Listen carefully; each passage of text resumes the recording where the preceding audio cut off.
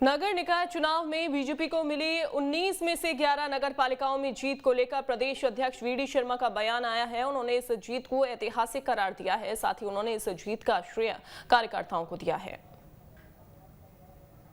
ये बताने में आप सबको इस बात का गर्व है और मैं भारतीय जनता पार्टी के बूथ बूथ के एक एक कार्यकर्ता को, चाहे बड़वानी हो, चाहे धार हो, चाहे राधोगढ़ हो, चाहे ओमकारेश्वर हो या फिर जैतहरी अनूपपुर के अंदर हो, भारतीय जनता पार्टी को ऐतिहासिक बहुमत जो मिला है कि 19 में से अभी तक भारतीय जनता पार्टी 11 में पूरे बहुमत के साथ और एक जो पलसूद है उसमें भारतीय जनता पार्टी के साथ जो हमारा कार्यकर्ता चुनाव लड़ा था वो भारतीय जनता पार्टी के साथ आकर इस प्रकार से 12 नगर पालिका नगर परिषद में भारतीय जनता पार्टी को ऐतिहासिक बहुमत मिला है।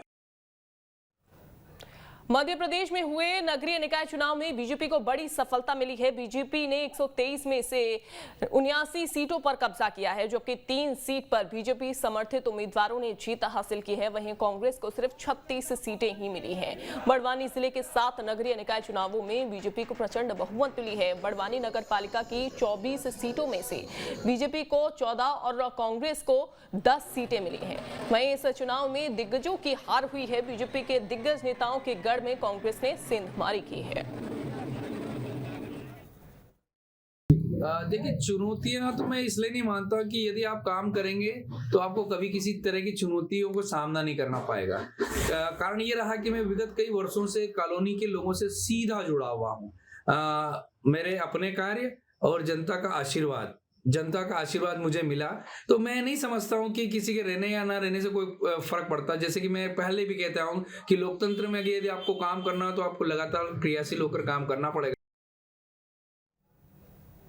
हम लोग